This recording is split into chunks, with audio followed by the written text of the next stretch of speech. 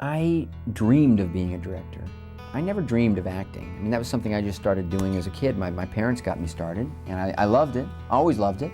From the time I was 8 or 9 years old, I dreamed of being a director. And so I'm living that dream, and it's wonderfully gratifying. And action.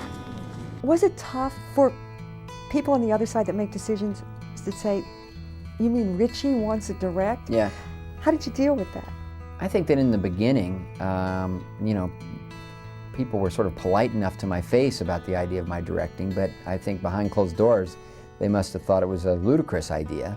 I used to get a lot of patronizing answers. You know, I'd say, would you give me a chance to direct? And they'd kind of say, yeah, sure, in 15 or 20 years, I'm sure you'd make a wonderful director. Thanks, Professor.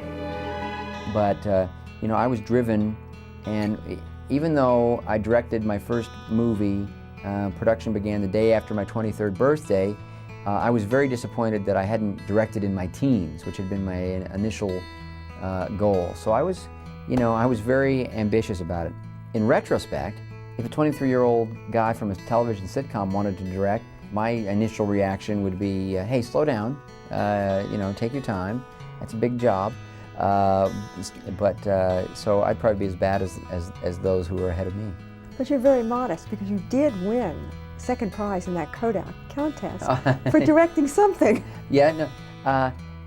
When I was 16 or 17, I entered a Kodak Teenage Filmmakers Contest. I used R.W. Howard because I didn't want people to know, I didn't want any unfair advantage, or I didn't want it used against me that I had experience. I did a live action drama where I timed out my 39 setups, and worked out storyboards and everything. And I wound up coming in second place for a film called Deed of Daring Do. And it was very encouraging.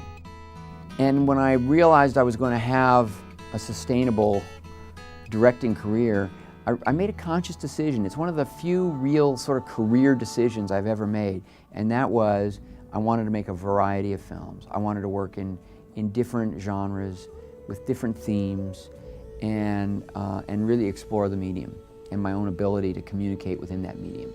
And it's been exciting. You've had so much success in your career. How do you deal with the low points?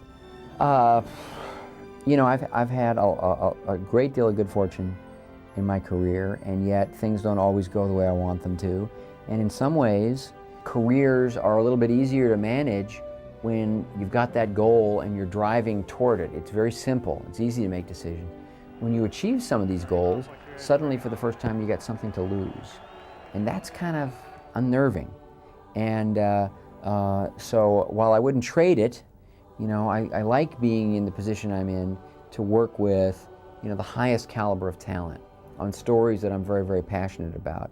I feel like I've got a lot at stake. I've got something to lose.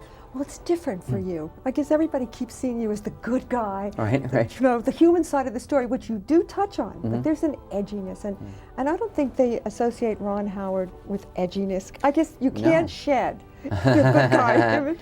Well, my past persona as an actor is what it is. You like me again, Pa? Son, I never stopped liking you. I think that I was typecast, probably justifiably so, but rigidly typecast for, all those 20 years that I was on TV shows and doing movies.